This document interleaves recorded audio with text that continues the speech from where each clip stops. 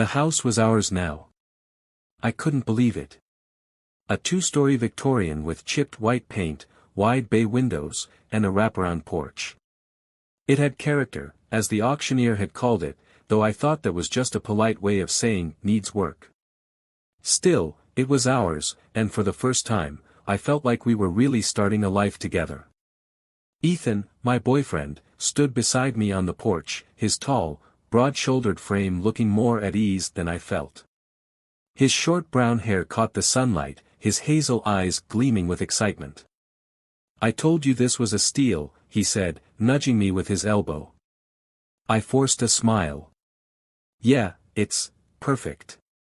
Inside, the house smelled faintly of dust and something else, something I couldn't quite place. The hardwood floors creaked under our feet, and the walls were covered in faded floral wallpaper that might have been cheerful once, but now felt tired and worn. The living room had a massive stone fireplace, and the kitchen, though outdated with mustard-yellow cabinets, had potential. Upstairs, the master bedroom had a view of the overgrown backyard, while the other rooms were smaller, each with its own quirks. One had a broken window, another a deep scratch carved into the wooden door. Ethan laughed it off, saying it added to the house's charm. By the time we'd unloaded the last box, the sun was setting, and exhaustion was setting in. Ethan threw himself onto the old couch we brought from his apartment, grinning like he'd won the lottery. I sat down beside him, but my nerves were on edge. There was something about the silence of the house, too heavy, too expectant. "You okay?" Ethan asked, noticing my fidgeting. I shrugged. "Just tired, I guess. It's a big change." He kissed my temple, his warmth soothing for a moment. "Don't overthink it. This is the start of something amazing." The first few days were uneventful. Ethan started his night shifts again. He's a truck driver, and his routes often take him away from home for long stretches after dark. During the day, we'd tackle small renovations, peeling off the stubborn wallpaper or sanding down the banister. But at night, when I was alone, I couldn't shake the feeling that I wasn't. It started with small things. I'd hear faint creaks upstairs when I was in the kitchen. Or I'd wake up to find a window open that I was sure I'd closed. I told myself it was just the house settling, or maybe I was forgetting things in my exhaustion. But then I started noticing objects weren't where I left them. A mug I'd put in the sink would be back on the counter. A chair at the dining table would be pushed back, as if someone had been sitting there. One night, as I was brushing my teeth, I heard a loud thud from downstairs. My heart leapt into my throat. I gripped my toothbrush like a weapon and crept to the staircase, calling out softly, "Ethan." I already knew he wasn't there. When I reached the bottom of the stairs, nothing seemed out of place. But the feeling of being watched was unbearable. My skin prickled, and I hurried back upstairs, locking the bedroom door behind me. When I told Ethan about the noises and the moving objects, he just laughed it off. "It's an old house, babe," he said, running a hand through his messy hair. "Stuff like that happens all the time. Pipes groan, wood creaks. You're just not used to it yet." "But it's not just that," I insisted. "I know what I'm hearing. Things are being moved." He shook his head with a small, patient smile, like I was a kid afraid of the dark. "You're working yourself up. Just relax, okay? There's nothing here." I didn't argue anymore. But that night, after he left for work, I decided to prove I wasn't imagining things. I set up 2 cameras, one in the living room and another in the kitchen. If something was happening, I'd catch it on film. And then Ethan would have to believe me. But when I reviewed the footage the next morning, there was nothing. No movement, no noises, nothing out of the ordinary. Still, I couldn't shake the feeling that I was being watched. It followed me like a shadow, lingering just out of sight. And that's when I noticed the coffee mug. I'd left it on the counter the night before, but now it was sitting neatly on the dining table, like someone had placed it there just to taunt me. I stared at it, my chest tightening. I wasn't crazy. I knew I wasn't crazy. Or at least, I hoped I wasn't. The months slipped by, and the strange happenings became part of the background of my life. The soft creaks, the odd thuds, the misplaced objects, I told myself it was just the house settling or my own forgetfulness. I'd learned to ignore the uneasy feeling that came with being alone in the house, brushing it off as nerves. Ethan didn't bring it up anymore either. He seemed relieved I'd stopped mentioning it, as if my silence meant I'd moved past whatever he thought was in my head. But then came that night.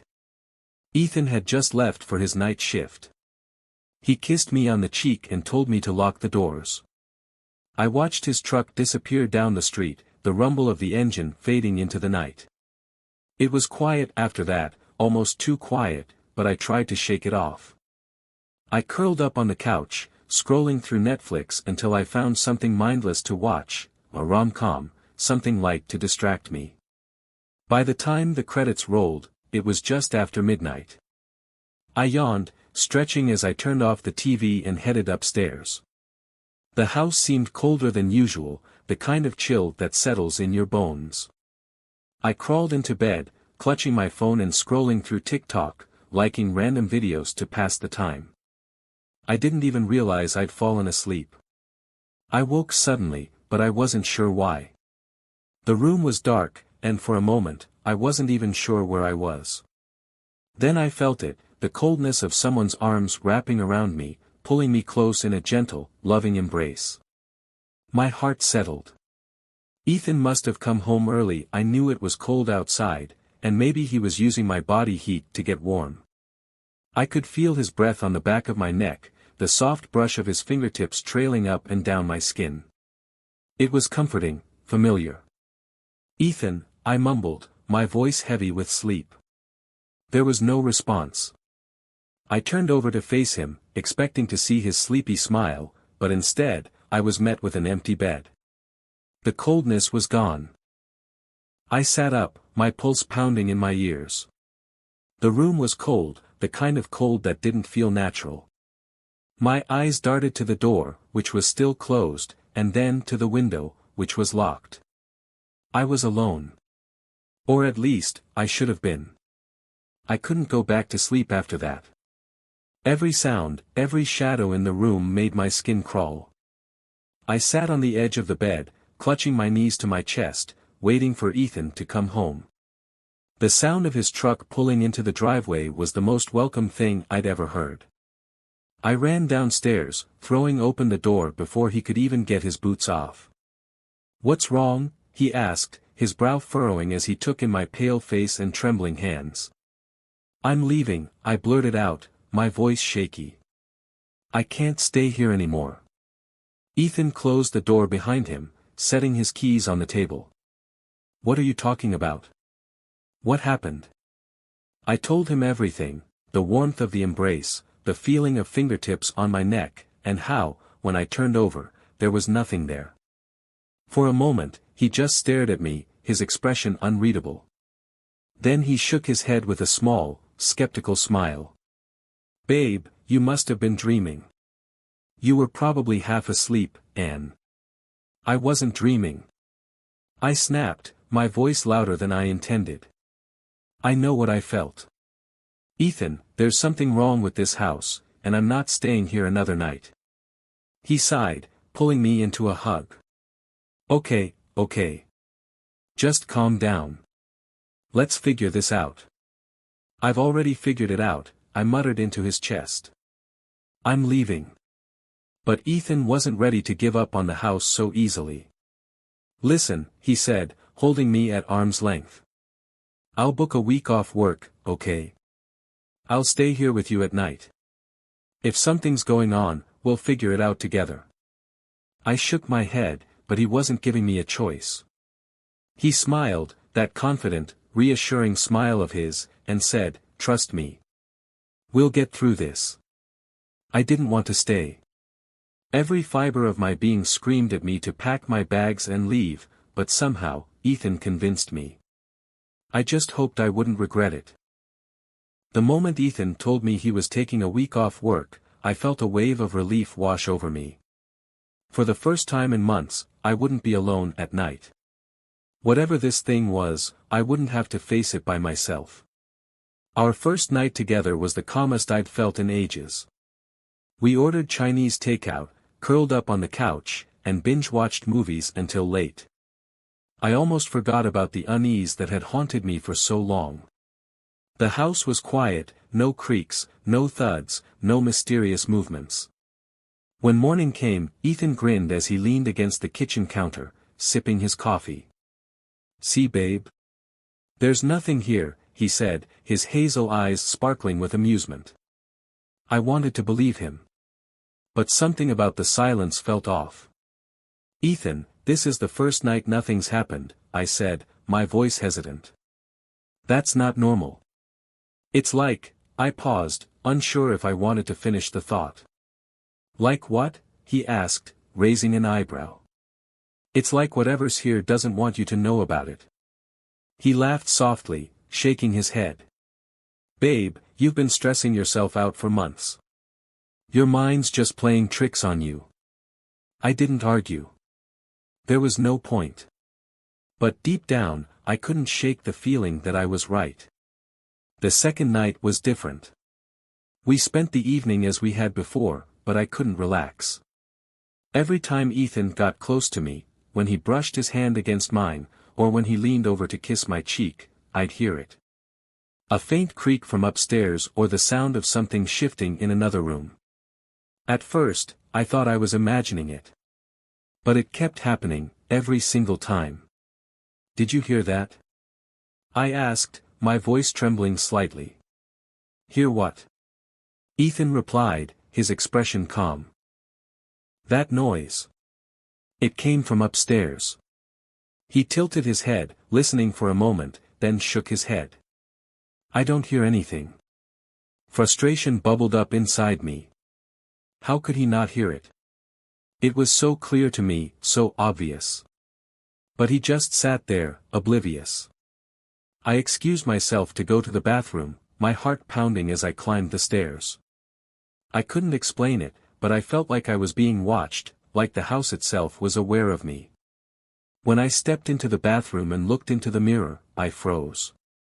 The glass was misted over, but not from steam. It was as if someone had breathed on it, and there, scrawled in jagged letters, were the words. "Tell him to leave now." My blood turned to ice. My legs felt like they might give out beneath me, but I forced myself to move, to run. I bolted down the stairs, nearly tripping in my panic. "Ethan," I shouted, my voice breaking. He stood up immediately, his face full of concern. "What's wrong?" I grabbed his hand, dragging him upstairs. "Come with me. You have to see this." We burst into the bathroom, but when I pointed at the mirror, the words were gone. The glass was clear, spotless, as if nothing had ever been there. I turned to Ethan, desperate for him to believe me. "I swear, Ethan, it was there." It said, "Tell him to leave now." His expression softened, and he reached out to touch my shoulder. "Babe," he said gently, like he was trying to calm a scared child. "No. Don't do that." I snapped, pulling away from him. "Don't look at me like I'm crazy." "I'm not crazy, Ethan. I saw it. It was real." He sighed, running his hand through his hair. "Look, I know you're scared, but maybe you're just stressed. Your mind's been playing tricks on you, and I have to prove it," I said, cutting him off. My voice was firm, though my hands were shaking. "I have to prove I'm not going mad." That night, I made a decision I wasn't sure I'd survive. "I'll sleep alone tonight," I told Ethan, standing in the bedroom doorway as he stared at me in disbelief. "What? Why would you do that, babe?" "Because whatever's here, it doesn't want you to know it's here. If I'm alone, maybe it'll show itself again." He frowned, shaking his head. "Babe, this is insane. I don't want you scaring yourself even more." "If anything happens," I said, ignoring his protests, "I'll scream. You'll hear me." Ethan didn't look happy about it, but eventually, he relented. "Fine," he muttered, grabbing a spare blanket and heading downstairs to sleep on the couch. "But I think you're making a mistake." As I closed the bedroom door and climbed into bed, I felt my resolve wavering. The room was pitch black, and the silence was suffocating. I clutched the blankets tightly, my heart pounding with every creak of the house. I told myself I wasn't crazy. I wasn't imagining things. But I couldn't help wondering if tonight would be the night I finally proved it, or the night I didn't live to tell the tale. The night stretched on endlessly, the kind of night where every second felt heavier than the last. I lay in bed, staring at the window, the same position I had been in the first time I'd felt those arms around me.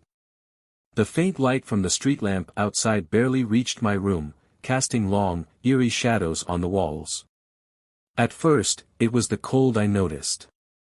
Not the usual nighttime chill, but a sharp, unnatural drop in temperature that made my breath come out in faint puffs. I pulled the blanket tighter around me, but it did nothing to stop the feeling creeping up my spine.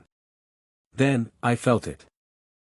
The mattress dipped beside me, as though something, had climbed into bed.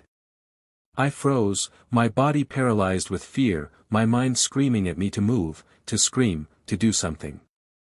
But I couldn't.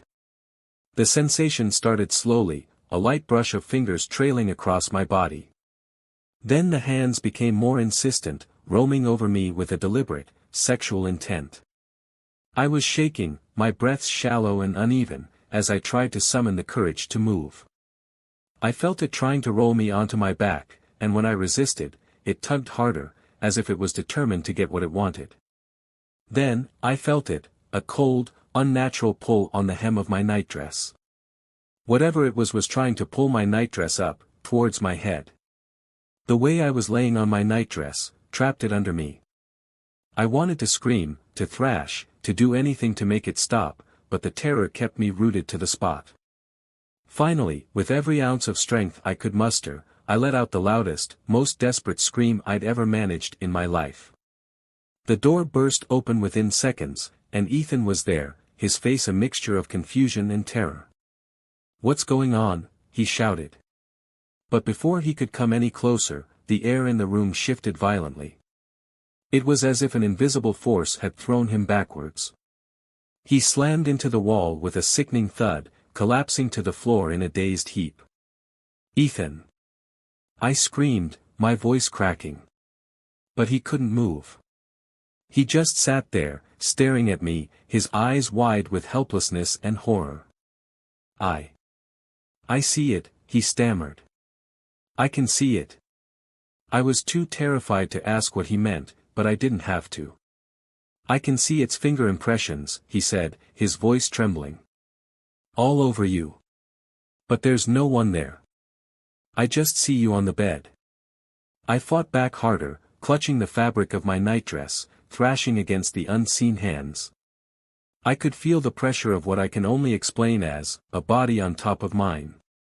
Trying all the time to break my grip on my nightdress. My screams echoed through the house, and for what felt like an eternity, I was locked in that horrible struggle. Then, just as suddenly as it had begun, it stopped. The air grew warm again, and the oppressive presence that had filled the room vanished. I bolted upright in bed, gasping for breath, my body trembling violently. Ethan crawled over to me, his face pale and his hands shaking as he reached for mine. For a long time, we just sat there, staring at each other, neither of us knowing what to say. "I saw it," he whispered again. "I saw it, but I couldn't do anything." By morning, we had made our decision. We packed up whatever we could carry and left the house without looking back. We drove straight to my parents' house, where we stayed while we figured out how to sell the place. There was no discussion, no hesitation, neither of us could bear the thought of spending another night there. The sale of the house went quicker than I expected. I didn't care about the price, I just wanted it gone. Eventually, we found a new house. It was smaller, cozier, with bright windows and warm wooden floors that made me feel safe. For the first time in a long time, I felt like I could breathe again. The day we moved in, I was unpacking in the bathroom, wiping down the sink when I noticed the mirror fogging up. My stomach dropped. There was no steam in the room, no reason for the glass to mist over. As I stood there, frozen, the words appeared, written as if by an invisible hand. "Welcome to our new home." I stumbled back, my heart racing, staring at the message until it slowly faded away. I didn't tell Ethan. I couldn't. But deep down, I knew the truth. Whatever it wasn't finished with me. Ready for spine-chilling tales that will haunt your thoughts?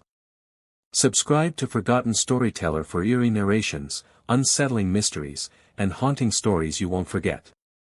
Hit the bell icon so you never miss a story, because some stories refuse to stay buried. Join us, if you dare.